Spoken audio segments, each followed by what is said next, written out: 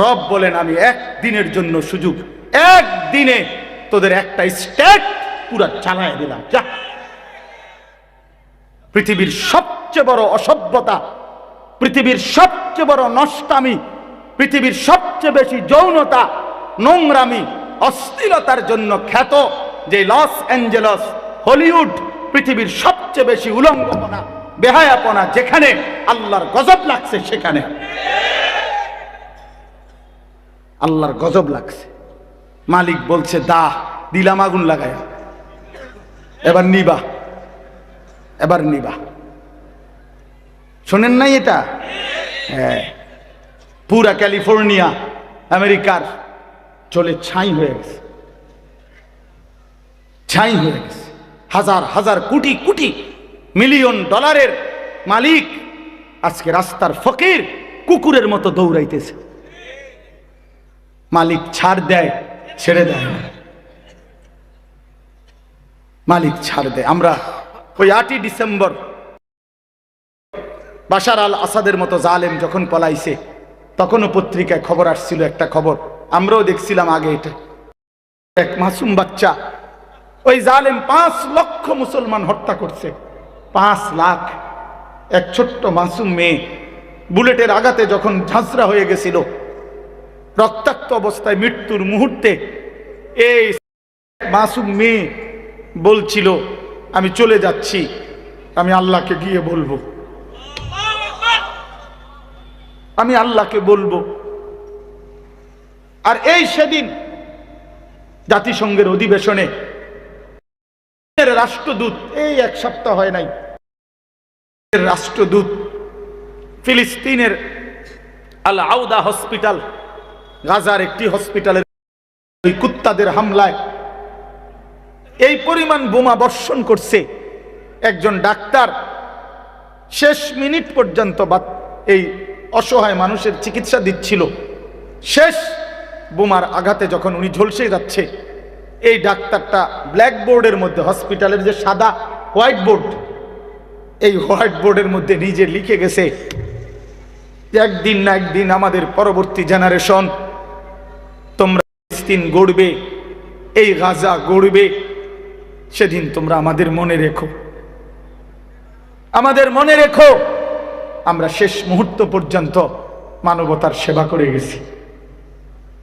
এই কথাটা বলতে গিয়া, এই চিঠিটা বলতে গিয়ে ফিলিস্তিনের রাষ্ট্রদূত জাতিসংঘের সাধারণ অধিবেশনের মধ্যে সমস্ত দেশের প্রেসিডেন্ট এবং গুরুত্বপূর্ণ ব্যক্তিদের সামনে কাঁইদা দিছে অঝরে, যে আমার দেশ এই পরিমাণ নির্যাতিত। প্রিয় ভাই, মুসলিমের প্রতি মুহূর্তের আহাজারি আল্লাহর আরশ ভেদ করছে। মালিক যথাসময়ই তার ফয়সালা দেখাবেন, কোনো সন্দেহ নেই, কোনো সন্দেহ নেই। 33 নম্বর সূরা কোরআনুল কারীমের, সূরা আহজাব, একটি সূরা। এই সূরার মধ্যে আছে, ওয়াযকুরনা মা ইউতলা ফি বুয়ুতিকুন্না মিন আয়াতিল্লাহি ওয়াল হিকমাহ ওয়া কানা আল্লাহু লতীফান খাবীরা। মুসলিম নারীগণ তাদের নিজদের গৃহে, ঘরে আলোচনা করবে, জিকির করবে, পড়বে। কি? তো আল্লাহ তাআলা বলেন, মিন আয়াতিল্লাহি ওয়াল হিকমা। মুসলিম রমণীগণ তাদের নিজেদের ঘর সমূহে পড়বে, আলোচনা করবে 2 জিনিসের। 1, কোরআনুল কারীম আল্লাহ তাআলার আয়াত, আর 2 ওয়াল হিকমা, অর্থ হলো রাসূলুল্লাহ সাল্লাল্লাহু আলাইহি ওয়াসাল্লামের হাদিস, সুন্নাহ। তাহলে সরাসরি আল্লাহ তাআলা বলতেছেন স্পষ্ট, মুসলিম রমণীগণ ওয়াযকুরনা, তারা আলোচনা করবে, পড়বে, স্মরণ করবে আল্লাহর আয়াত এবং রাসূলুল্লাহর সুন্নাহ, কোরআন সুন্নাহ। তাহলে এই কথার থেকে কথা স্পষ্ট, একজন মুসলিম রমণী, মুসলিম কন্যা, সে যদি কোরআন সুন্নাহ না শিখে, তো সে তার নিজ ঘরে বিবাহিত জিন্দিগিতে সে কি পড়বে, কি আলোচনা করবে, সে কোরআন পড়বে কিভাবে, সুন্নাহ বুঝবে কিভাবে? তাকে তো নিজে আগে পড়তে হবে, তাকে তো আগে শিখতে হবে। অতএব এই কথার দ্বারা স্পষ্ট যে কোরআনুল কারীমের এই আয়াতের আলোকে মুসলিম নারীদেরকে আল্লাহর কোরআন এবং রাসূলুল্লাহ সাল্লাল্লাহু আলাইহি সাল্লামের সুন্নাহ হাদিস শেখানো বাধ্যতামূলক, উচিত, জরুরি। 2 নাম্বার, এর আগের আয়াত এই সূরা আহজাবের,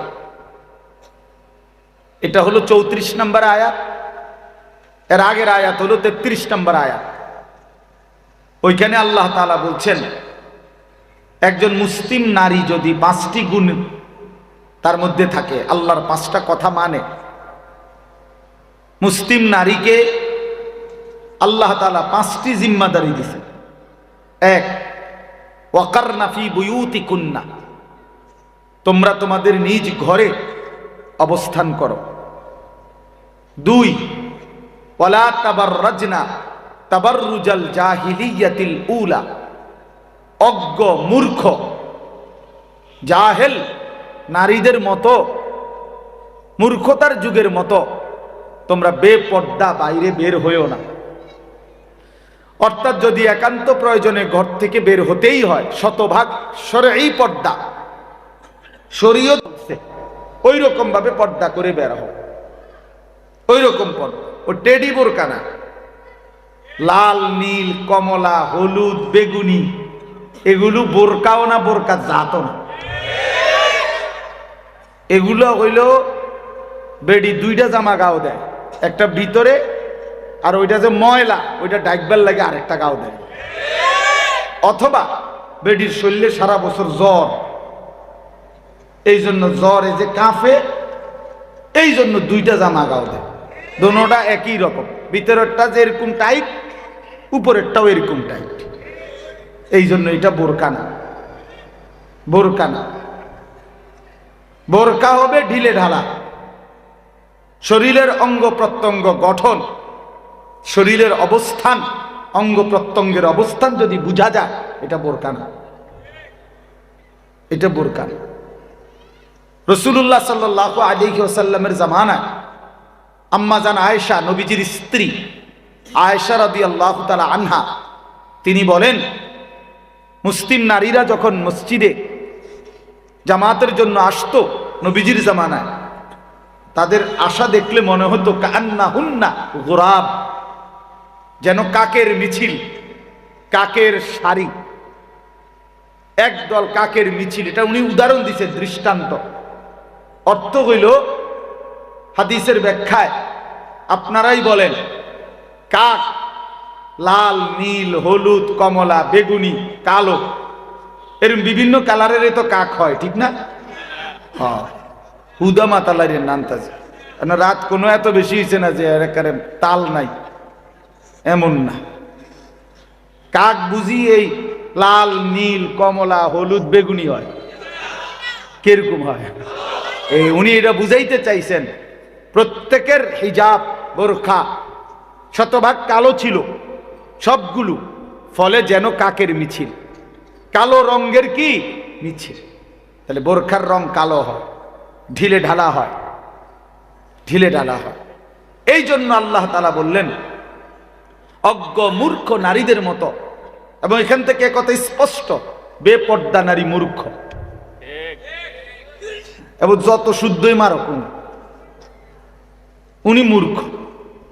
বেপর্দা নারী, বেহায়া নারী অজ্ঞ মূর্খ নাদান জাহেল, জাহেল। সে এখনো আলোই পায় নাই, সে এখনো অন্ধকার যুগেই আছে। ইসলাম পূর্ব যুগের যে জাহিলিয়াত, এই বেপর্দা নারী বেহায়া নারী এখনো আলোর চিহ্নই পায় নাই, সে ওই অজ্ঞতা মূর্খতার যুগে পড়ে আছে, পড়ে আছে। আলোকিত নারী সে পর্দানশীল নারী, যে সে আলোকিত নারী। আল্লাহ বলছেন ওয়ালা তাবাররাজনা তাবাররুজাল জাহিলিয়াতিল উলা, জাহিলিয়াতের অজ্ঞ মূর্খ নারীদের মতো বেপর্দা বের হয়ো না। তাহলে 2 নাম্বার এটা। 3 নাম্বার ওয়া আকিমনাস সালাহ, 5 ওয়াক্ত নামাজ আদায় করো। 4 নাম্বার ওয়া আতিনাজ যাকাহ, বছর শেষে নিজের জমানো টাকা এবং শরীরের যে গহনা অলংকার এগুলোর স্বর্ণ রৌপ্যের হিসাব করে ওলামাদের থেকে বুঝে নিয়ে যাকাত আদায় করো। 5 নাম্বার ওয়া আতি'নাল্লাহ ওয়া রাসূলাহ, সর্বাবস্থায় আল্লাহ এবং তার রাসূলের আনুগত্য করো। কয়টা হইল? 5। ঘরে অবস্থান করো, অজ্ঞ মূর্খ নারীদের মতো বেপর্দা বের হইও না। 5 ওয়াক্ত নামাজ আদায় করো। বছর শেষে জমানো টাকা এবং গহনা অলংকারের হিসেব করে, শরঈ হিসাব করে যাকাত আদায় করো। আল্লাহ এবং রাসূলের আনুগত্য করো। তো আল্লাহ তাআলা বলেন, এই কথাটা শুনেন, যেটা বলার উদ্দেশ্য এই পরের এই শব্দটা। এরপরে আল্লাহ বলতেছেন, ইন্নামা ইউরিদুল্লাহু লিইউযহিবা আনকুমুর রিজসা আহলাল বাইতি ওয়া ইউতাহহিরাকুম তাতহীরা। আল্লাহ তাআলা পুরুষদেরকে বলতেছে, ইমানদার পুরুষ মুসলিম পুরুষদেরকে এবার বলতেছে যে নারীকে আমি আল্লাহ এই 5টি কাজ কেন করতে বললাম। মুসলিম নারীকে কেন বললাম ঘরে থাকো, মুসলিম নারীকে কেন বললাম বেপর্দা বের হইও না, মুসলিম নারীকে কেন বললাম 5 ওয়াক্ত নামাজ পড়ো, মুসলিম নারীকে কেন বললাম হিসাব করে বছর শেষে যাকাত দাও, মুসলিম নারীকে কেন বললাম আল্লাহ এবং রাসূলের আনুগত্য করো। তা আল্লাহ আমাদেরকে শুনাইতেছে যে হে মুসলিম পুরুষরা শোনো, এটার দ্বারা আমার উদ্দেশ্য আমি আল্লাহ চাই এমন নারীর মাধ্যমে তোমাদের পুরা ঘর পবিত্র করে দিতে, তোমাদের ঘর থেকে নাপাকি, নাফরমানি, আল্লাহ দ্রোহিতা দূর করতে, ওয়া ইউতাহহিরাকুম তাতহীরা, তোমাদেরকে পূর্ণ পবিত্র করে দিতে চাই। এই জন্য ওই ঘর পবিত্র হয় যে ঘরের নারী ইমানদার হয়, ওই ঘর পবিত্র হয় যে ঘরের নারী আল্লাহ এবং তার রাসূলের আনুগত্য করে, ওই ঘর পবিত্র হয় যে ঘরের নারী রবকে সেজদা করে, ওই ঘর পবিত্র হয় যে নারী বেপরদেগীকে পছন্দ করে না, বরং পর্দায় থাকাটাকেই পছন্দ করে। অতএব এই মহিলা মাদ্রাসার মাকসাদ একজন মুসলিম নারীকে এই 5 গুণে গুণান্বিত করে, 5 গুণে গুণান্বিত করে। এই গুণ যেই নারীর নাই সে মুসলিম পরিচয় দিতে পারে কিন্তু সে ইমানদার নারী হয় নাই, হয় না। ওই জন্য রাস্তার ওই বেপর্দা নারী সে নিজের পরিচয় দিলে দিতে পারে মুসলিম, কিন্তু কোরআন সুন্নাহর দৃষ্টিতে সে অপবিত্র। আল্লাহ তো বলছে আমি এমন নেককার, চরিত্রবান, নামাজি, পর্দানশীল, ঘরে অবস্থান করতে পছন্দ করে এমন নারীর দ্বারাই ইমানদারের ঘর পবিত্র করতে চাই। তাহলে অন্যের দ্বারা বেপর্দা, বেহায়া, এই অসভ্য চরিত্রের বেপরদিগী নারীর দ্বারা ইমানদারের ঘর পবিত্র হইতে পারে না, পারেন। সাফ কথা। এই জন্য বললাম বাপ, এটা অনুরোধ, আমরাও বলি এটা, একজন মুসলিম নারীর দ্বীনি তালিম জরুরি, তারে কোরআন শেখানো জরুরি, তারে রাসূলের সুন্নাহ শেখানো জরুরি। নাহলে ওই নারী নামাজ পড়বে কেমনে, শিখবে না জানলে? হয় যাকাতের হিসাব বুঝবে কেমনে? আল্লাহ তো বলছে নারীকেও যাকাত দিতে। চলেন না আমরা হাঁটি, এই সমাজের অসংখ্য অগণিত মুসলিম নারী, শতকরা 98%, 99% মুসলিম নারী যাকাতের বিধান টোটালি জানে না, জানেও না, জিগায়ও না, বেড়ই তো কয় না, এটি আলাফে করে না, শুধু ফেতরা, ফেতরা দেয় 100 টাকা। হ্যাঁ বাবা, একবারে প্রথম রমজানের সময় প্রথম শুক্রবারে মসজিদের বারান্দার থেকে চিৎকার মারে, হুজুর মাইকে কইয়া দিয়েন ফেতরা কত। আরে কেমন দেউইন না হয়েছে তাই নেই, কারণ উনি জানে তো হুজুরে নইলে বেশি জাতাজাতি করলে টিয়া 100 বা 125 টিয়া উড়াইব, এর বেশি কিটা। তো মানুষ 5 জনের 500 টাকা, আর 5 25 125, 625 টাকা। তো 600 650 টাকা এটা মাইকিং করে দিলেই কি, বুঝছেন? এই জন্য এইটা দিতে এত জোরে চিল্লানি মারছে। কিন্তু বারিন্দার থেকে এটা জিগাইলেন না যে হুজুর যাকাতের মাসআলা বলেন, কথা বলেন না কেন? জিজ্ঞাসা করা দরকার ছিল না যে হুজুর আমার ব্যবসা, আমার বাড়ি, আমার ঘর, আমার স্থাবর অস্থাবর এই আছে এই নাই, এদ্দুর আছে, হিসাব করে বলেন আমার উপরে যাকাত আসলো কিনা। কি বলেন? এটা উচিত না? যাকাত ফরজ, যাকাত ফরজ। আল্লাহর কসম মনে রাখবেন, হুজুর সামনে বসা, যাকাত আদায় যে করে না, আল্লাহ তাআলা ওয়াদা দিছে নাফরমান তোরে আমি জাহান্নামের শাস্তি তো দেবই, হাসরের ময়দানেও তোরে আমি দাঁড় করাইই শাস্তি দিতে শুরু করব। এটা কোরআন শরীফে আছে, হাদিসেও আছে। হাসরের ময়দানে দাঁড় করাইই নবীজি বলছে যাকাত যে আদায় করে না তার সারা দেহের মধ্যে বিষধর সাপ তারে পেঁচাইয়া ধইরা, দুই মুখীওয়ালা সাপ তার দুই গালের মধ্যে অনবরত ঠক্কর দিতে থাকবে, বিষের কামড় দিতে থাকবে, আর বলবে নাফরমান বেঈমান আনা মালুকা আনা কানজুকা, আমি তোর মাল, আমি তোর জমানো সম্পদ যার যাকাত দাও নাই, যাকাত দাও। ইয়াউমা ইউহমা আলাইহা ফি নারি জাহান্নাম ফাতুকওয়া বিহা জিবাহুহুম ওয়া জুনুবুহুম ওয়া যুহুরুহুম। আল্লাহ বলেন তার সম্পদগুলোকে একত্র করে প্যাকেট বানাইয়া, পোটলা বানাইয়া প্রথমে জাহান্নামের আগুনের মধ্যে পোড়ানো হবে, অতঃপর পোড়াইয়া ওই আগুনের কুণ্ডুলিটাকে তার সম্পদ দিয়া যেটা বানাইছে এই গোলাকার ফুটবলের মতো চাক্কা, এইটারে দিয়া আল্লাহ বলেন তার কপালে, কোমরে এবং পিঠে অনবরত দাগ লাগাইতে থাকে। কোরআন শরীফের আয়াত।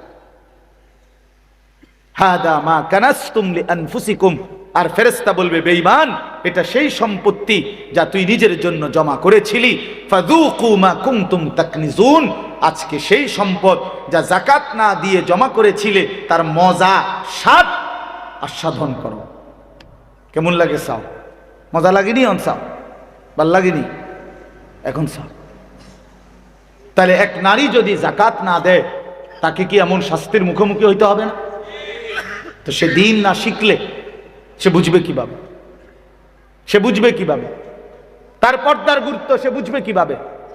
নারী পুরুষের নামাজের যে পার্থক্য আছে কিছুটা, সেটা বুঝবে কিভাবে? সেটা শিখবে কিভাবে? বলে কিভাবে শিখবে? এই জন্য দয়া করে আমিও অনুরোধ করলাম আমার হুজুরের সাথে, আপনারা আপনাদের একজন কন্যাকেও আল্লাহর কোরআন থেকে, রাসূলুল্লাহ সাল্লাল্লাহু আলাইহি সাল্লামের সুন্নাহ থেকে বঞ্চিত করেন না, বঞ্চিত করেন। আরেকটা উদাহরণ বলে আমি আমার আয়াতটা শোনাবো আপনাদেরকে অল্প একটু। আরেকটা উদাহরণ বলি হাদিস থেকে।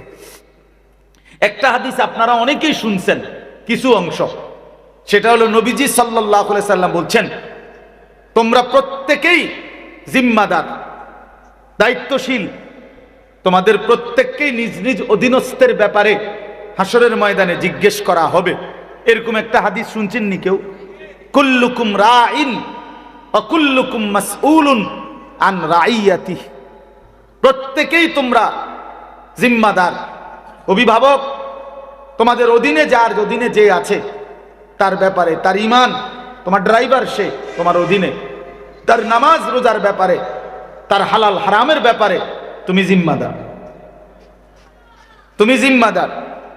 তোমার বাড়ির কর্মচারী, তোমার গেটের দারোয়ান, তোমার ঘরের কাজের বুয়া তোমার অধীনস্থ, তুমি তাদের জিম্মাদার। তোমার স্ত্রী, তোমার ছেলে মেয়ে, তুমি তাদের জিম্মাদার। তাদের ঈমান আমলের ব্যাপারে, তাদের আখিরাত পরকালের ব্যাপারে আল্লাহ রাসূল বলছে তোমাকে জিজ্ঞেস করা হবে। ফাল ইমামু রাইন, নবীজি বলছে যিনি বাদশা তিনি সমস্ত জনগণের জিম্মাদার। ওয়াহুয়া মাসউলুন আনহুম, এই বাদশা পুরা জনগণের ঈমান আমল সংশোধনের কি চেষ্টা করেছে এ ব্যাপারে জিজ্ঞাসিত হবে, এই ব্যাপারে জিজ্ঞাসিত হবে। ওয়ার রাজুলু রাইন আলা আহলি বাইতিহি, নবীজি সাল্লাল্লাহু আলাইহি সাল্লাম বলেন পুরুষ তার পুরা ফ্যামিলির জিম্মাদার। অহুয়া মাসউলুন আনহুম, এই পুরুষ তার পরিবারের স্ত্রী সন্তান তার অধীনে যারা, সকলের ব্যাপারে জিজ্ঞাসিত হবে। এরপরে এই আমার বলার উদ্দেশ্য হলো এরপরের লাইনটা একটু খেয়াল করেন, একেবারে স্পষ্ট বিশুদ্ধ হাদিস, বুখারী মুসলিম সহ সব কিতাবে আছে এই হাদিস।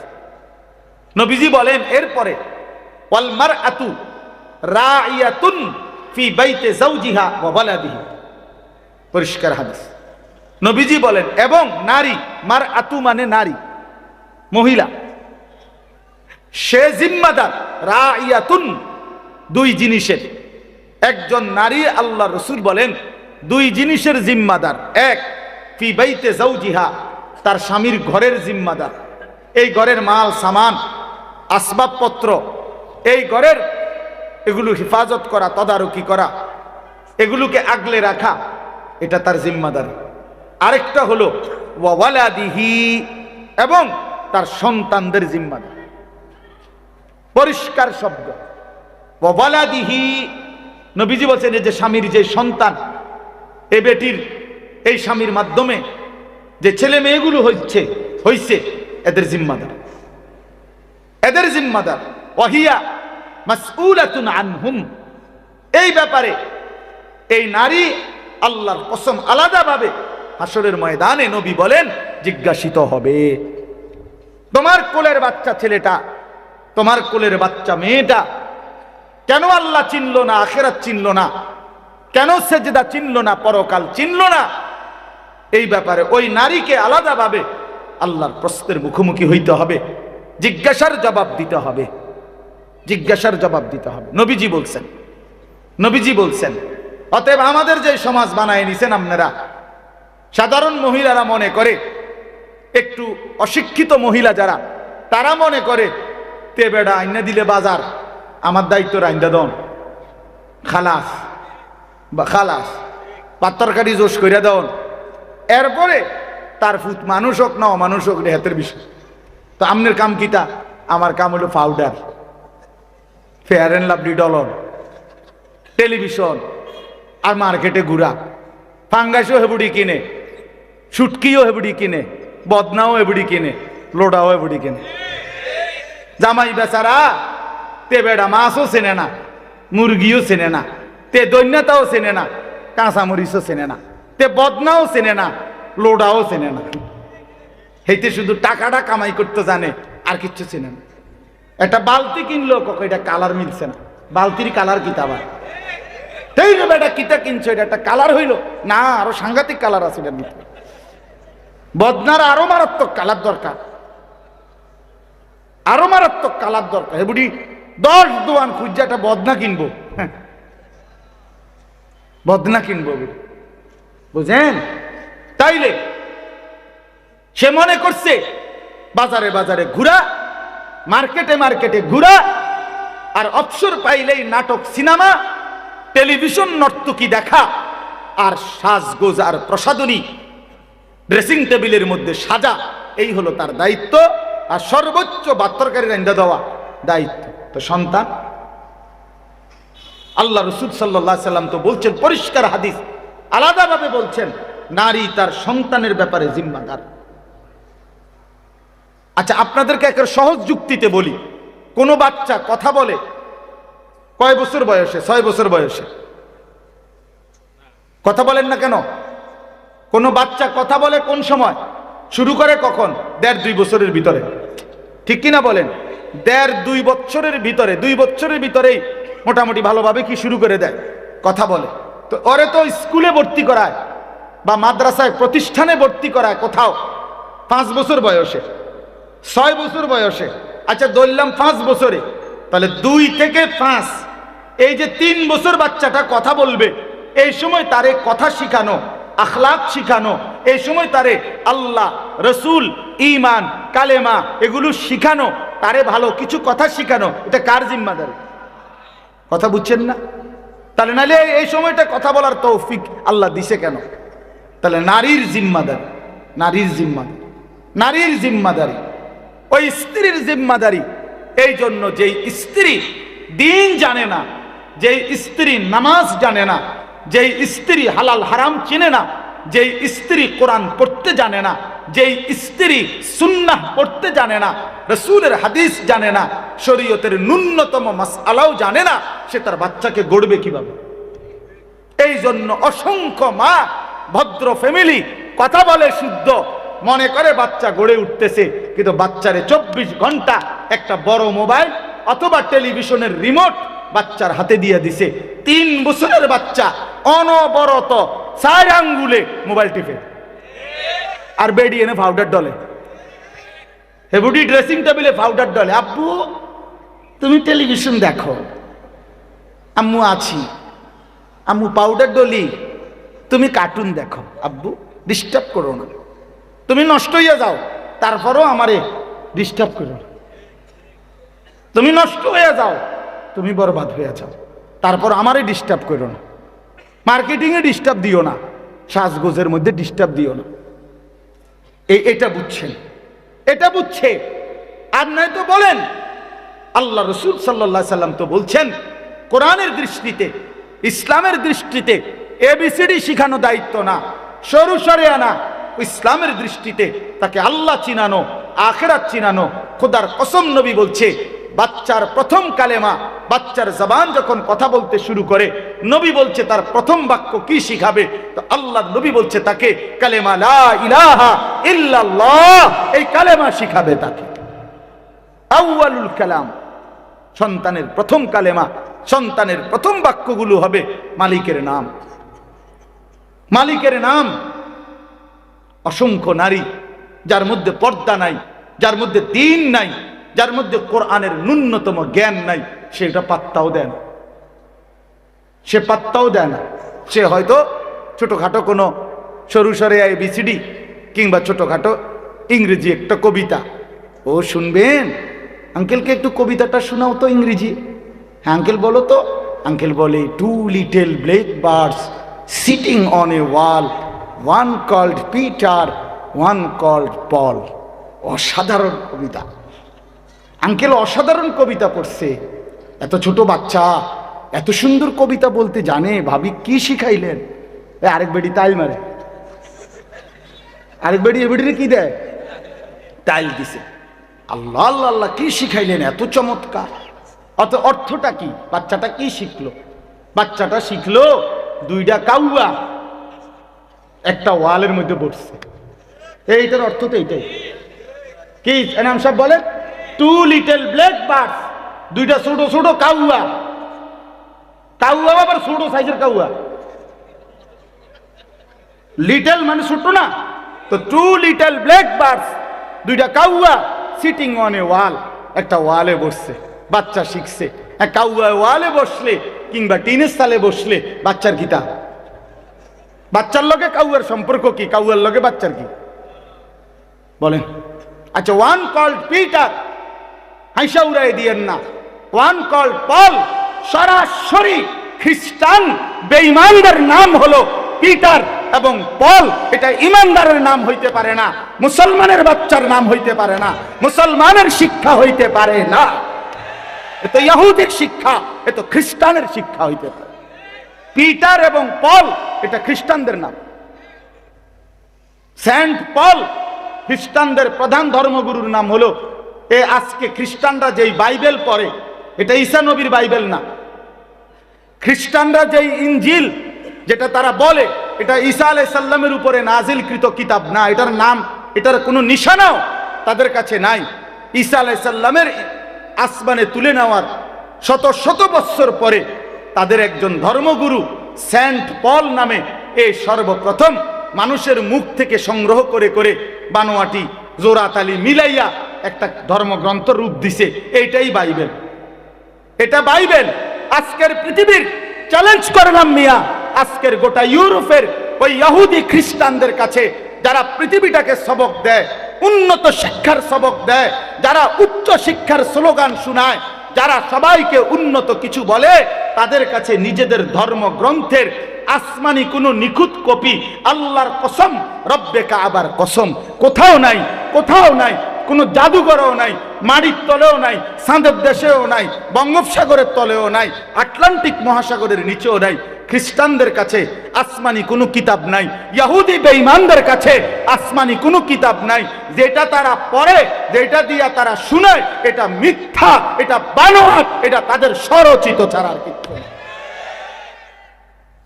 স্বরচিত, এটা বানোয়াট।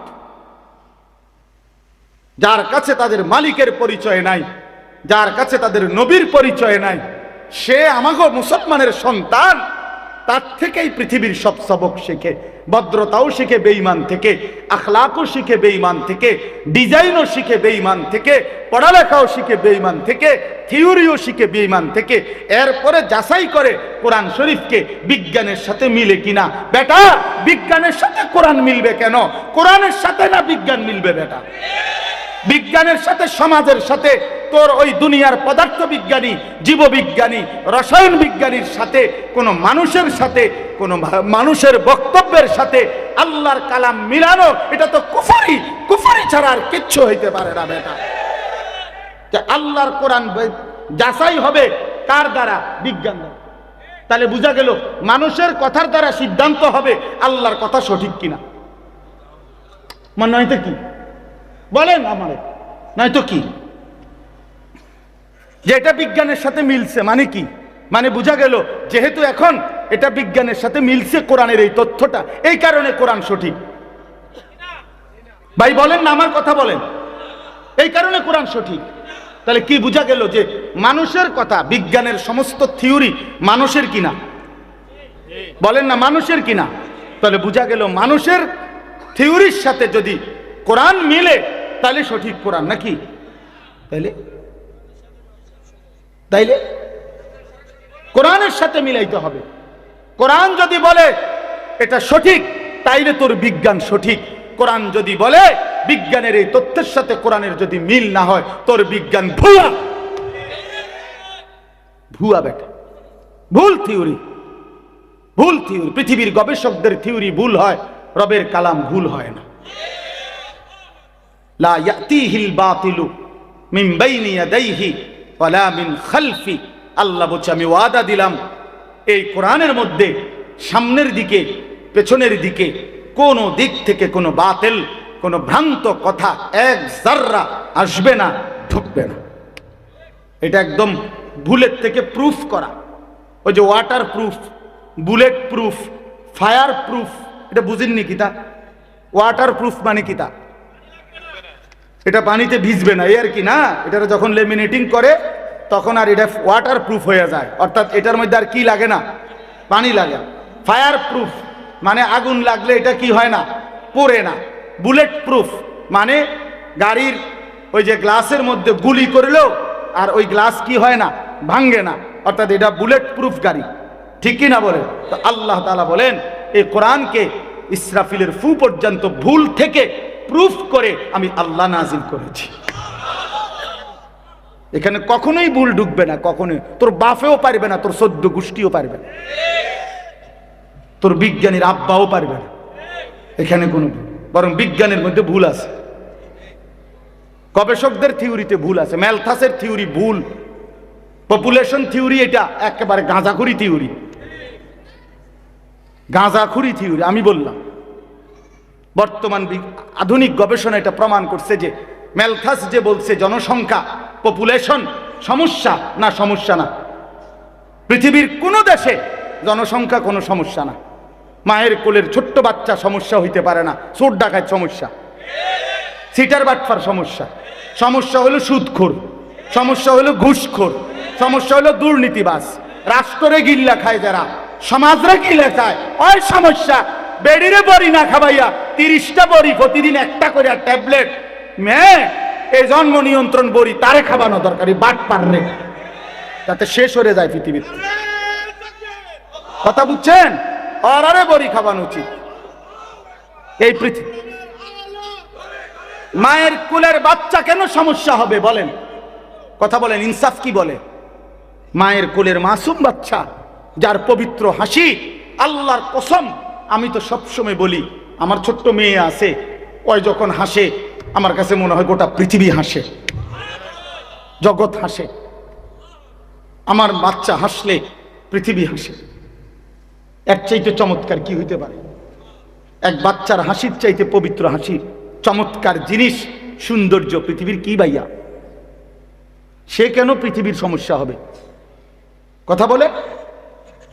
এই জন্য জনসংখ্যা সমস্যা না, দুর্নীতিবাজ লম্পট চরিত্রহীন হারামখোর ওরা সমস্যা। ইঞ্জেকশন দিলে অগর ইঞ্জেকশন দেওয়া উচিত, তাতে তে মরিয়া যায়। তারে বড়ি খাবাইয়া মাইরা লাউন দরকার। হ্যাঁ হ্যাঁ, সিটার বাটপার মাইরা লাউন দরকার। এই জন্য দয়া করে আমরা অনুরোধ করলাম আপনাদের কাছে, আমার রাত গভীরে বিনীত অনুরোধ, প্রিয় ভাই, আলহামদুলিল্লাহ আমরাও জেনারেল লাইনে পড়ছি। জেনারেল লাইন বাদ দিতে বলি নাই, বাংলা অঙ্ক ইংরেজি বাদ এটা বলি নাই, নাউজুবিল্লাহ এটা বলি নাই, বলি না আমরা। আমাদের কওমি মাদ্রাসা তো আলহামদুলিল্লাহ প্রয়োজন পরিমাণ বাংলা অঙ্ক ইংরেজি আছে, আছে অবশ্যই আছে। আপনি গিয়ে দেখেন প্রতিটা কওমি মাদ্রাসায় আছে, প্রয়োজন পরিমাণ বাংলা অঙ্ক ইংরেজি আছে। আমরাও জেনারেল লাইনে, আমি কুমিল্লা ভিক্টোরিয়া কলেজ থেকে মাস্টার্স পাস করছি আলহামদুলিল্লাহ, জাতীয় বিশ্ববিদ্যালয়ে 7 নম্বর স্ট্যান্ড করছি মাস্টার্স।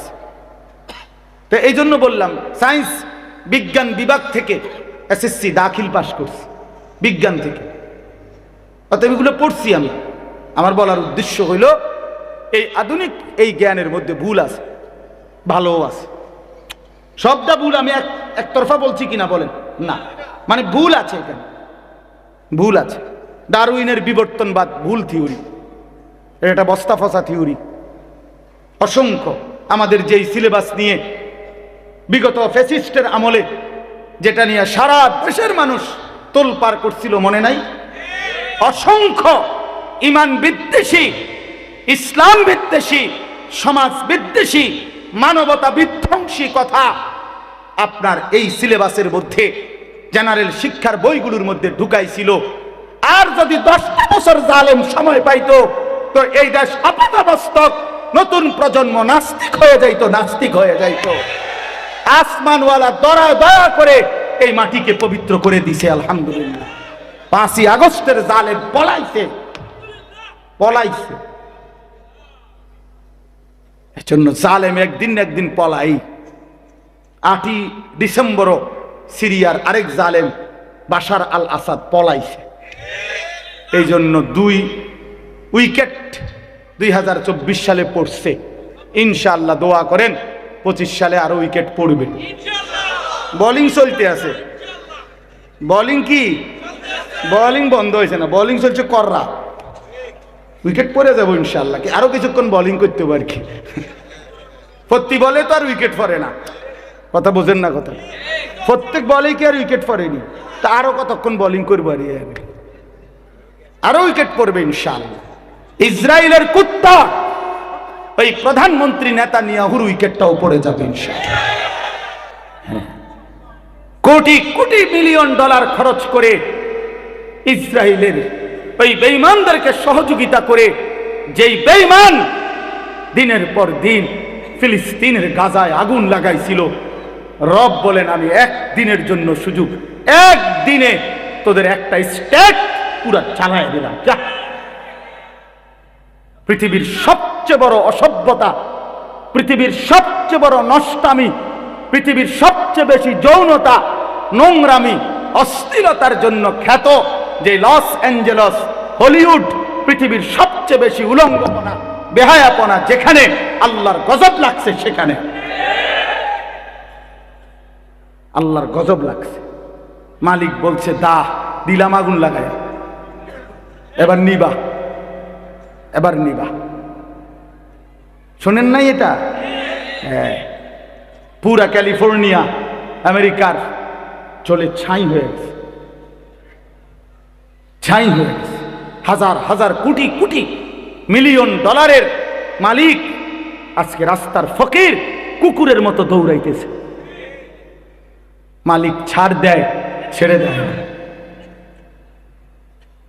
মালিক ছাড় দেয়। আমরা ওই 8ই ডিসেম্বর সিরিয়ায় যখন বাশার আল আসাদের মতো জালেম যখন পলাইছে, তখনও পত্রিকায় খবর আসছিল, একটা খবর আমরাও দেখছিলাম আগে। এটা সিরিয়ার এক মাসুম বাচ্চা, ওই জালেম 5 লক্ষ মুসলমান হত্যা করছে, 5 লাখ। এক ছোট্ট মাসুম মেয়ে বুলেটের আঘাতে যখন ঝাঁঝরা হয়ে গেছিল, রক্তাক্ত অবস্থায় মৃত্যুর মুহূর্তে এই সিরিয়ার এক মাসুম মেয়ে বলছিল, আমি চলে যাচ্ছি, আমি আল্লাহকে গিয়ে বলবো, আমি আল্লাহকে বলবো। আর এই সেদিন জাতিসংঘের অধিবেশনে ফিলিস্তিনের রাষ্ট্রদূত, এই এক সপ্তাহ হয় নাই, ফিলিস্তিনের রাষ্ট্রদূত ফিলিস্তিনের আল আউদা হসপিটাল, গাজার একটি হসপিটালের মধ্যে ইসরায়েলি ওই কুত্তাদের হামলায় এই পরিমাণ বোমা বর্ষণ করছে, একজন ডাক্তার শেষ মিনিট পর্যন্ত এই অসহায় মানুষের চিকিৎসা দিচ্ছিল। শেষ বোমার আঘাতে যখন উনি ঝলসে যাচ্ছে, এই ডাক্তারটা ব্ল্যাকবোর্ডের মধ্যে, হসপিটালের যে সাদা হোয়াইট বোর্ড, এই হোয়াইট বোর্ডের মধ্যে নিজে লিখে গেছে যে একদিন না একদিন আমাদের পরবর্তী জেনারেশন তোমরা ফিলিস্তিন গড়বে, এই গাজা গড়বে, সেদিন তোমরা আমাদের মনে রেখো, আমাদের মনে রেখো আমরা শেষ মুহূর্ত পর্যন্ত মানবতার সেবা করে গেছি। এই কথাটা বলতে গিয়া, এই চিঠিটা বলতে গিয়ে ফিলিস্তিনের রাষ্ট্রদূত জাতিসংঘের সাধারণ অধিবেশনের মধ্যে সমস্ত দেশের প্রেসিডেন্ট এবং গুরুত্বপূর্ণ ব্যক্তিদের সামনে কাঁইদা দিছে অঝরে, যে আমার দেশ এই পরিমাণ নির্যাতিত। প্রিয় ভাই, মুসলিমের প্রতি মুহূর্তের আহাজারি আল্লাহর আরশ ভেদ করছে। মালিক যথাসময়ই তার ফয়সালা দেখাবেন, কোনো সন্দেহ নেই, কোনো সন্দেহ নেই। আল্লাহর ওয়াদা আছে পৃথিবীতে। আল্লাহ তাআলা বলছেন, অতিলকাল আইয়ামু নুদাবিলুহা বাইনান নাস, আমি আল্লাহ পৃথিবীর মানুষের মধ্যে অবস্থা বদলাই, পরিবর্তন করি। কাজেই উসমানী খেলাফত মুসলমানদের 1920 খ্রিস্টাব্দের ভিতরে মুসলিম খেলাফত নিশ্চিহ্ন হয়ে গেছিল। 2020 পার হইয়া 25, 100 বছর পার হয়ে গেছে। প্রায় 100 বছর যাবৎ মুসলমানরা নির্যাতিত সারা পৃথিবীতে হচ্ছিল। মুসলমানদের হাতে খেলাফত ছিল না, মুসলমানদের হাতে রাজত্ব ছিল না। আলহামদুলিল্লাহ, মহান রব্বুল আলামিন আফগানের মধ্যে ইসলামী খেলাফতের পতাকা উড়াইয়া আরেকবার পৃথিবীবাসীকে জানায় দিছে, আগামীর এই শতাব্দী হবে ইনশাআল্লাহ ইসলামের শতাব্দী ইনশাআল্লাহ। মনে রাখো যুবক, মনে রাখো, এবারের সময়টা, এবারের সামনের পৃথিবী কোরআনের পৃথিবী। সারা পৃথিবীতে ইনশাআল্লাহ কালেমার পতাকা উড়বে, কোনো সন্দেহ নেই। এটা মজার কথা বলছি, বক্তৃতার লেগে না। এবার গোট দিলেই মানে 100 বছর হয়ে গেছে, তো আমরা নির্যাতিত, তো আল্লাহ বলছে এটা আল্লাহর ওয়াদা, আল্লাহ অবস্থার পরিবর্তন করে। এবার গোট দিলেই ইসলামের বিজয় ইনশাআল্লাহ, কালেমার বিজয় ইনশাআল্লাহ, ইনশাআল্লাহ। হ্যাঁ হ্যাঁ, কোনো সন্দেহ নেই। সারা পৃথিবীতে মজলুম জেগে উঠতেছে, জালেম ভাগতেছে, জালেম জুলুমবাজ পলাইবে, এটাই এটাই সত্য। এই জন্য দয়া করে আমি নতুন এই বর্তমান প্রজন্মের ভাই তোমরা যারা আছো, প্রিয় বন্ধু, আমার অনুরোধ রইল, আমি হাত জোড় করে বললাম, নওজোয়ান, রাত অনেক হইছে, এই জন্য আমি অনুরোধ করছি, তোমরা নষ্ট হইও না ভাই। আগামীর সময়টা ইসলামের। সংবং এই সারাদিন বেডি সাউন্ড আর মোবাইল সাউন্ড, নারী দেখা, নর্তকী দেখা, উলঙ্গ ছবি দেখা, আর একটা ওয়াক্ত নামাজ না পড়া।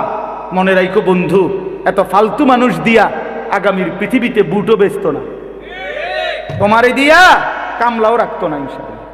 মনে রাখো, আমি বললাম, আমরা বললাম ইনশাআল্লাহ আগামীর পৃথিবী ইসলামের পৃথিবী। আপনারা একটা জিনিস শুধু আমার বাংলাদেশটার দিকে একটা দিন তাকায় দেখেন, ইনসাফের সাথে তাকান। যেই কোনো গলিতে ঢোকেন, গ্রাম, পাড়া, মহল্লা, শহর, বন্দর, সিটি, রাজধানী, যেখানে গলিতে গলিতে আলহামদুলিল্লাহ মাদ্রাসা। ঘটনাটা কি? এত মাদ্রাসা কা? দুই একজন পণ্ডিত তো কয় এতটি মাদ্রাসা কা চারিদিক, বলে না? আমিও তো কই বেটা, তোর আগে আমিও তো জিঙ্গাই এতটিকা মাদ্রাসা। তা আমারও প্রশ্ন, মাদ্রাসা এতটিকা? আমিও তো জানতে চাই এত মাদ্রাসা কেন, কিন্তু উত্তর কি? উত্তর হইল, আপনি আগে বলেন এই জমিনের মধ্যে একটা পাতা আল্লাহর ইচ্ছা ছাড়া পড়ে না। তো এত বড় একটা মাদ্রাসা হইয়া গেল আল্লাহর ইচ্ছা ছাড়া, ওমা কিও কয়, যেখানে একটা পাতাও পড়ে না আল্লাহর ইচ্ছা ছাড়া, সেখানে এতগুলো মাদ্রাসা হয়ে গেল আল্লাহর ইচ্ছা ছাড়া না। বরং আল্লাহ তাআলা গলিতে গলিতে, রন্ধ্রে রন্ধ্রে, সেদিন উদাহরণ আরেকবার, এখানে একটু থামেন, শুধু উদাহরণ বুঝাবার জন্য বলি। ইব্রাহিম আলাইহিস সালাম শুনেন, ইব্রাহিম আলাইহিস সালাম যেদিন ওনার ছেলে ইসমাইল আর হাজেরা স্ত্রীকে আল্লাহর ঘর কাবার কাছে রেখে গেছিলেন, সেদিন কোনো গাছ ছিল না, লোকালয় ছিল না, মানুষ ছিল না, পানি ছিল না, ঠিক না? এটা জানেন না আপনারা? উনি একটা কথা বলছিল, কোরআন শরীফে আছে, ফাজআল আফইদাতাম মিনান নাস তাহভি ইলাইহিম। আল্লাহ, ছেলে আর বউকে রেখে গেলাম, আমার কোনো আফসোস নাই মাওলা, শুধু আপনার কাছে আবদার, আপনি কিছু মানুষ, মিনান নাস মিন লিত্তাবঈজ, কিছু মানুষ, অল্প কোগা মানুষ, 10 জন হোক আর 50 জন হোক, কয়েকজন মানুষ আমার বউ বাচ্চার কাছে ভিড়াইয়া দিয়েন, কদ্দুর এগো আশেপাশে বসতি করে দিয়েন, যাতে কমপক্ষে অল্প কয়েকজন মানুষ নিয়া আমার বিবি বাচ্চা চলতে পারে, একাকিত্ব বোধ না করে। আপনার কাছে একটা আবদার রাখলাম। আমাদের উজানির হুজুর ইন্তেকাল করছে, বাংলাদেশের এক বড় বুজুর্গ ছিলেন, আমাদের কুমিল্লার মনোহরগঞ্জের হযরত মাওলানা মুফতি রশিদ আহমদ রাহমাতুল্লাহ আলাইহি। হুজুর চমৎকার বয়ান করতেন, রশিদ আহমদ সাহেব হুজুর। এই হুজুরের বয়ানে আমি একদিন এই কথাটা শুনছি। হুজুর বলতেছেন তখন, ইব্রাহিম চালছে, আল্লাহ কিছু মানুষ আমার বউ বাচ্চার কাছে আইনা দিয়েন। আর আজিম থেকে আল্লাহ ডাক দিয়া বল, ইব্রাহিম ঠিক আছে, তুমি তোমার মতো চাইলা, আমি তো আমার মতো দেব। তুমি তো তোমার মতো কইছো, তোমার ক্যাপাসিটি তুমি কইছো, আমি তো আমার ক্যাপাসিটি অনুযায়ী দেব। বান্দা বলে বান্দার মতো করে, রব তো দেয় রবের মতো করে। তা আল্লাহ বলে, তুমি চাইছো কিছু মানুষ, না ইব্রাহিম, আমি ওয়াদা দিলাম তোমার স্ত্রী আর তোমার ছেলের এই পবিত্র ভূমি মক্কার জমিনে আমি আল্লাহ ইয়াতুকা রিজালান ওয়া আলা কুল্লি দামিরিন ইয়াতিনা মিন কুল্লি ফাজ্জিন আমিক, পৃথিবীর প্রতিটা গলি গলি, রাস্তার মোড়ে মোড়ে, গোটা পৃথিবী থেকে ইমানদার বান্দা আমি তোমার স্ত্রী সন্তানের এই পবিত্র মক্কায় আমি নিয়ে আসব। আজ সারা পৃথিবীর ইমানদারের স্বপ্ন, আমি মালিকের ঘর দেখব। কি বলেন? কালো গিলাফ দেখতে মন চায় না, এমন নাফরমান কেডা? কথা বোঝেন নাই?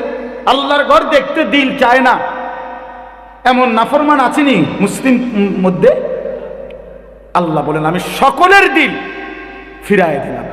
তো ঠিক আল্লাহ তাআলা প্রতিটা গলিতে গলিতে মাদ্রাসা তৈরি করে দিয়ে আল্লাহ এটা বুঝাইতে চাচ্ছেন যে আপনি কল্পনা করে দেখেন, আপনারাই ডানে বামে দেখেন, খবর নিয়ে দেখেন, ইনশাআল্লাহ এটা বুঝে দেখেন যে বর্তমান সময়টা এমন, একটা কুলি, একটা দিন মজুর, একটা পথের সামান্য আয়ের মানুষও আজকে স্বপ্ন দেখে আমার বাচ্চা হাফেজে কোরআন হবে। আবার সমাজের এলিট, উচ্চ পদস্থ ব্যক্তি যারা সম্পদশালীরাও আলহামদুলিল্লাহ এখন স্বপ্ন দেখে আমার ছেলে হাফেজে কোরআন হবে। হাফেজ, ওই যে অ্যাডভোকেটের ফুট হাফেজে কোরআন। শরীফ ভাই কই? ওই যে হাফেজে কোরআন। ওই যে ডাক্তার শওকত, তার ছেলে হাফেজে কোরআন। দেখেন চারিদিকে, আপনি সারা বাংলাদেশে দেখেন, উচ্চ পদস্থ সম্পদশালীও স্বপ্ন দেখে, ডাক্তার ইঞ্জিনিয়াররাও স্বপ্ন দেখে ছেলেটা হাফেজে কোরআন হবে, কুলি দিন মজুরও স্বপ্ন দেখে ছেলেটা হাফেজে কোরআন হবে। তার মানে প্রমাণ করে চারিদিকে সবার কলিজায় যেহেতু কোরআনের মহব্বত, আর চারিদিকে আল্লাহ যেহেতু কোরআনের মাদ্রাসা ঘর তৈরি করে দিয়েছে, আগামীর বাংলাদেশ কোরআনের বাংলাদেশ ইনশাআল্লাহ। মনে রাখো, ইনশাআল্লাহ। অপেক্ষা করো, অপেক্ষা করো, দেখো। এই জন্য আমি অনুরোধ করছি, আপনারা একজনও নিজের ছেলেকে মেয়েকে আল্লাহর কোরআন থেকে বঞ্চিত করেন। আমি শেষ করে দিলাম কথা, ছেলেটাকে বঞ্চিত করেন না বাপ, মেয়েটাকে আল্লাহর কোরআন থেকে বঞ্চিত করেন না। যে মা বাপ মুসলমান হওয়ার পরেও আপন ছেলে মেয়েকে আল্লাহর কোরআন থেকে বঞ্চিত করছে, সে খোদার কসম, সে উল্লেখযোগ্য কিছুই সন্তানকে দিয়ে যেতে পারে নাই। নবীজি বলছেন, মা নাহালা ওয়ালিদুন ওয়ালাদাহু মিন নুহলিন মিন আদাবিন হাসান। নবীজি বলছেন কোন মা বাপ তার সন্তানকে সবচেয়ে বেশি যেই উপঢৌকন দিয়ে যায় সেটা হলো উত্তম আদব, উত্তম আখলাক, আর সেটা শুধুই কোরআন সুন্নাহর মাধ্যমে। কোরআন ব্যতীত, সুন্নাহ ব্যতীত, রাসূলের সুন্নাহ ব্যতীত উত্তম আখলাক শিখার কোনো সিস্টেম নেই। মনে রাখে, এটা আমি চ্যালেঞ্জ করলাম। আপনি চ্যালেঞ্জ আমার লগে প্রয়োজনে তর্ক করলে আমি বৌমু আই। কোরআনবিহীন, সুন্নাহবিহীন অন্য কোনো মাধ্যমে কেউ আলোকিত মানুষ হতে পারবে না। শুদ্ধ কথা বললেই আলোকিত মানুষ না। আমরা এরকম বহুত দেখছি, কথা কয় শুদ্ধ, কেমন আছেন আঙ্কেল, ভালো আছেন, মানে মুতে খারাইয়া কথা কয় শুদ্ধ। হ্যাঁ, কথা একের হুইটালায় কাইতিয়ালায়, কিন্তু খোঁচা দিয়ে 300 কোটি টিয়া নাই। এক খোঁচা দিলেই জাগাত 2 কোটি টিয়া মেরে দিছে। কথা শুদ্ধভাবে মারছে টিয়া। শুদ্ধ সুদখোর, শুদ্ধ হারামখোর, শুদ্ধ ঘুষখোর বেটা, কথা কয় শুদ্ধ বেটা। অপরের সম্পদ লুণ্ঠন করে, রাষ্ট্রের সম্পদ লুণ্ঠন করে, জনগণের সম্পদ লুণ্ঠন করে। তুই ভদ্রলোক না বেটা, তুই বাটপার বেটা, বাটপার বেটা, বাটপার বেটা, সিটার বেটা। কয় সালাক, বাটপার আবার সালাক কেমন? এতে বাট পারে না, কথা বলেন না। ওজনে কম দিলে, 2 নম্বরই করলে, সুদ খাইলে, হারাম উপার্জন করলে তারে সালাক বলে। আপনি এটা কোন ডিকশনারিতে পাইছেন? স্যার নামটা কোন, এটা কোনটাত লিখছে? আমি কি নমে এখন মোগল টুলি গিয়ে কোনখানে লিখছে যাতে ওজনে কম দেয় হে সালাক, হে বাট পার? ওজন হইলে 1000 গ্রাম, হইতে কয় 900 গ্রাম 1 কেজি মিলাই লেছে। হ্যাঁ, আল্লাহ কোরআনে বলছেন ওয়াইলুল লিল মুতাফফিফিন, ওজনে যে কম দেয় তার জন্য জাহান্নাম। আল্লাযীনা ইযা তালু আলান নাসি ইস্তাওফুন, মানুষের থেকে যখন নেয়, ওয়া ইযা কালুহুম আও ওয়াজানুহুম ইউখসিরুন, নিজে যখন দেয় কমায় দেয়। নিজে নিলে 60 টাকা কালি, মানুষের দিলে 3 টাকা কালি। বাহ, কি ও ভাই 3টা দে? ও ভাই সরি খেয়াল ছুটটা গেছে। আমাদের নোয়াখালীর দিকে কইতো যে তো 5টা দিয়া হয় না, কয় না এত পাগল না, খেয়াল ছুটলো এভাবে ছোটে না, বুঝেন না, হুঁশের পাগল। তাইলে আল্লাহ তাআলা তো বলেছেন তার জন্য জাহান্নাম। এই জন্য বন্ধু আমার, বাপ আমার, সন্তানকে বঞ্চিত করেন। আজকে ইনশাআল্লাহ এটা দেখবেন আপনি, এত মাদ্রাসা আল্লাহর ইচ্ছায় হচ্ছে। আপনি ষড়যন্ত্র করে পারতেন না, কোন বিদ্বেষকারী পারবে না। ওলামায়ে কেরামের বিরোধিতা করে 1450 বছরে কেউ টিকে নাই, কেউ টিকে নাই, কেউ টিকে নাই। সাদ নামের ভণ্ড সেও টিকবে না ইনশাআল্লাহ, সেও টিকবে না। প্রতি জামানায় কিছুদিন পর পর বেঈমান ইসলামের বিরুদ্ধে, ওলামাদের বিরুদ্ধে, ইমানদার মুসলমানের বিরুদ্ধে এক একজন ভণ্ডকে দাঁড় করায়। ইতিপূর্বে বহুত দাঁড় করাইছে। এই উপমহাদেশে কোন ভণ্ড ওলামায়ে কেরামের বিরোধিতা করে টিকে নাই। সাদ নামের ভণ্ড, প্রতারক, মুনাফিক সেও টিকবে না ইনশাআল্লাহ, সেও টিকবে। বিজয় ইমানদারের হবে। সাদ ভণ্ড, সাদের আকীদা কোরআন সুন্নাহ বিরোধী আকীদা। তাবলীগে কোনো গন্ডগোল নাই, তাবলীগের মধ্যে ডাকাত ঢুকছে, ডাকাত দৌড়াইবার জন্য উলামায়ে কেরাম বিক্ষোভ করছে। তাবলীগেই আছে। ইজতেমা, বিশ্ব ইজতেমা 31শে জানুয়ারি। কয় তারিখ বলেন? 1 ফেব্রুয়ারি। কয় তারিখ বলেন? 2 ফেব্রুয়ারি। বলেন কয় তারিখ? এই 31শে জানুয়ারি, 1 ফেব্রুয়ারি, 2 ফেব্রুয়ারি বিশ্ব ইজতেমা। জোহরের জামাত 1:30-এ। জামাত না পাইলে 1:45 বাজে কেউ যদি আইয়ে হেঁটে বারিন্দাত বা অন্য কোথাও জামাত করতেও পারে, সেটা তার বিষয়। কেন? যেহেতু 1:30টার জামাত সে পাইছে না, এই জন্য 31 তারিখের ইজতেমা যদি কেউ না পায়, তাহলে পরে যদি কেউ কোথাও একত্র হয়, এটা 1:45টার জামাত, এটা কোনো জোহরের জামাত না। জোহরের জামাত তো হয়েছে এই 1:30টার সময়। জোহরের নামাজের জামাত তো হয়েছে এই মিয়া 1:15-তে জামাত হয়েছে না, অনেক আবার কিতা এটা মানুষ দেখলেই কইব পৌনে 2টারে কি ওইটা কিতা, ও ভাই এরা জামাত পাইছে না, এটা বলবে কি না বলেন না কেন? এই জন্য এরপরে যদি কেউ একত্র হয় এটার ইস্তেমা থাকবে না, এটা ওই জামাত পাইছে না দেখে। হ্যাঁ হ্যাঁ, এটা জামাত পাই নাই দেখে। এই জন্য এটা গায়ের জোরের কথা না, এটা ইনসাফের কথা। আমাদের কারোর সাথে, সাদের সাথে, সাদ আমার ভাত কাইরা নেয় নাই, সাদ আমার ঘর কাইরা নেয় নাই, আমার কোনো ক্ষতি ব্যক্তিগত করে নাই, কিন্তু সে ঈমান ইসলামের বিরুদ্ধে দাঁড়াইছে, তাকে বেঈমান এজেন্ট হিসাবে নিয়োগ দিছে। এই জন্য এটা বুঝতে হবে মুসলমান। ওলামায়ে কেরাম, এই লক্ষ লক্ষ ওলামায়ে কেরাম, মনে করেন সারা বাংলাদেশের 5 লক্ষ ওলামায়ে কেরাম মিথ্যা বলতে পারে না, একজন ব্যক্তি মিথ্যা বলতে পারে। এত লক্ষ ওলামায়ে কেরামের ফয়সালা ভুল হইতে পারে না। এটা আমাদের হাদিসের একটা ভাষা আছে, মুতাওয়াতির হাদিসের সংজ্ঞার মধ্যে আছে, অধিক সংখ্যক বর্ণনাকারী হলে এই ব্যাপারে এটাকে মুতাওয়াতির বলে। অর্থ হইল এত বেশি সংখ্যক হাদিসটা বর্ণনা করছে যাদের মিথ্যার উপরে একমত হওয়া অসম্ভব, অযৌক্তিক। এটা উসুলে হাদিসের একটা কায়দা, একটা নিয়ম। ঠিক তেমনি ভাবে এত বেশি সংখ্যক উলামায়ে কেরাম বলেছে সাদ গোমরা, যে কথা এটা, অতএব এটাই সঠিক, এর বিপরীত কথা ব্যাঠিক। এত বিপুল সংখ্যক আলেম ভুল বলতে পারে না। এত মুত্তাকি আলেম বছরের পর বছর 60 বছর ধরে যারা আপনাদের কাছে সঠিক তথ্য দিছে, আজকে সাদের ব্যাপারে আইয়া হে ভুল করবো কেন? কথা বলেন না কেন? কথা বলেন। আমাদের যাত্রাবাড়ি হজরত, আমাদের হাটাজারির হজরতরা, আমাদের দেওবন্দের হজরতরা যুগের পর যুগ উম্মতের কাছে মিথ্যা বলে গেছে, বছরের পর বছর এতদিন ইসলামের নামে মিথ্যা বলে গেছে। কথা বলেন না। সারা বাংলাদেশের এই যে বক্তা, ওয়াইজ, ইমাম, খতিব, মাদ্রাসার মুহাদ্দিস, শেখুল হাদিস, তারা বছরের পর বছর উম্মতকে গোমরা করে গেছে। তো এখন সাদের ব্যাপারে ভুল করবে কেন? এতদিন সত্য বললে সাদের লগে কি সমস্যা? কি সমস্যা আমাদের তার লগে? কি রে ভাই, তোমার লগে আমার সমস্যা কি? তুমি থাকো দিল্লিতে, আমি থাকি সাবের বাজারে, তোমার লগে আমার সমস্যা কি? তোমার লগে আমার ইমানের সমস্যা, তোমার লগে আমার ইসলামের সমস্যা।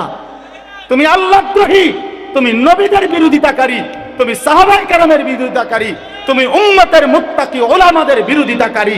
অতএব অচিরেই পৃথিবীর ইতিহাসে গাদ্দারদের তালিকায় তোমার নামও উঠবে, মনে রাখো।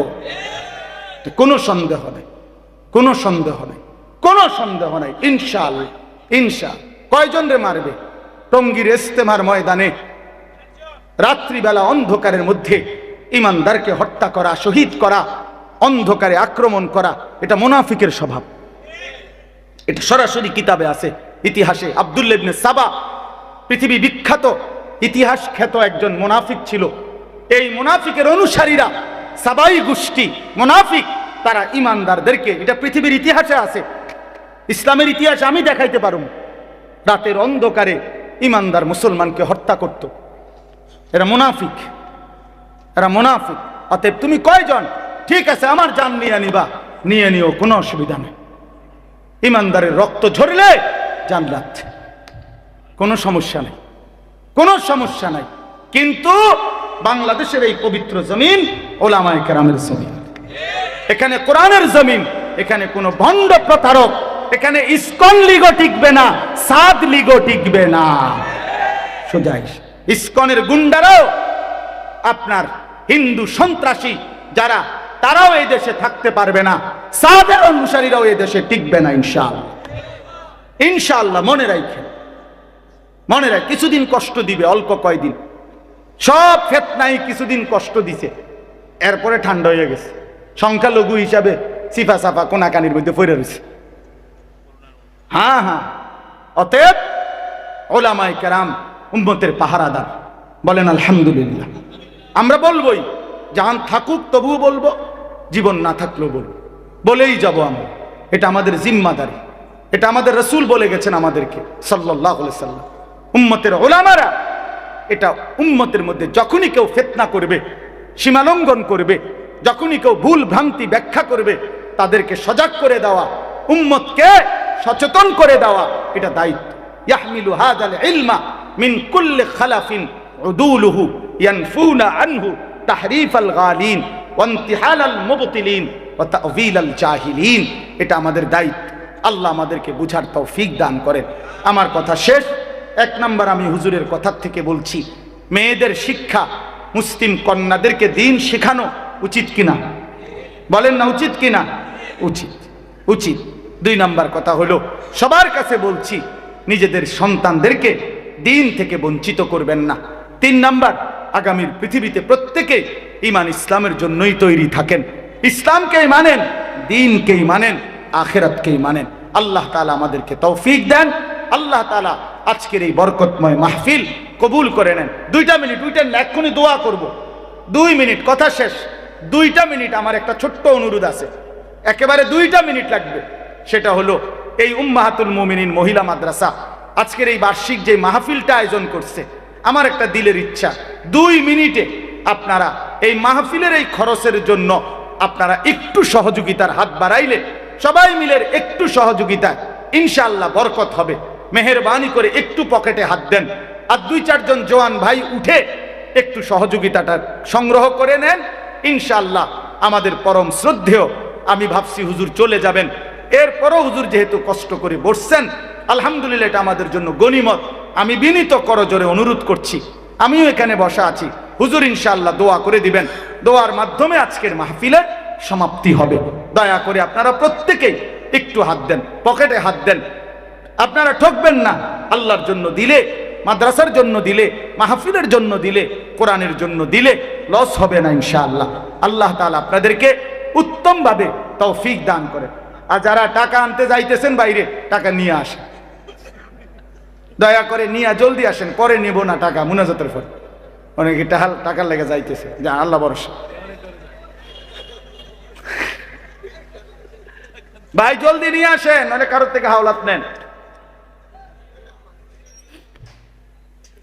সুবহানাল্লাহি ওয়া বিহামদিহি। আমি বসি আমনে আমার হুকুম মানেন না, আমার বিমানন না আরে দোয়াটা করতে হবে। ওই তো আমি বসি না, না দোয়াটা করতে হবে।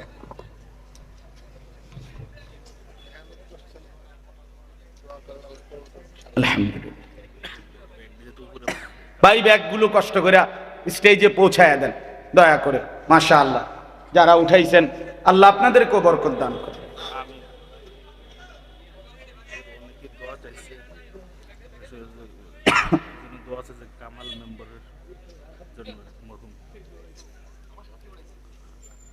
আলহামদুলিল্লাহ রাব্বিল আলামিন। আল্লাহুম্মা আনতাস সালাম ওয়া মিনকাস সালাম, তাবারাকতা ইয়া দাল জালালি ওয়াল ইকরাম। ইয়া রাব্বি লাকাল হামদু কামা ইয়ানবাগি লিজালালি ওয়াজহিক ওয়া আযীমি সুলতানিক। ওয়া সাল্লি আলা মুহাম্মাদিন কামা হুয়া আহলুক ওয়া ফাআল বিনা খায়রান কামা আনতা শানুক।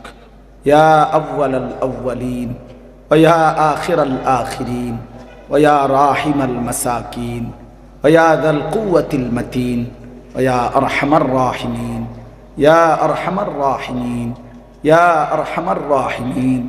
রব্বানা যালামনা আনফুসানা ওয়া ইল্লাম তাগফির লানা ওয়া তারহামনা লানাকুনান্না মিনাল খাসিরিন।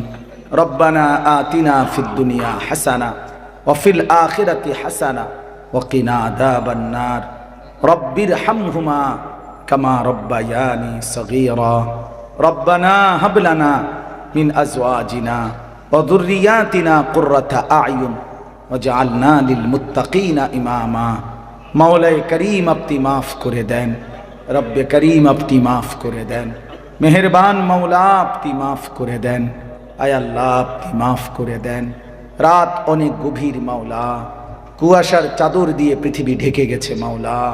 আল্লাহ আমরা অল্প কয়েকজন নাফরমান গোলাম, আপনার শাহী দুয়ারে হাত উঠাইলাম, আপনি মাফ করে দেন, আপনি মাফ করে দেন, আপনি মাফ করে দেন।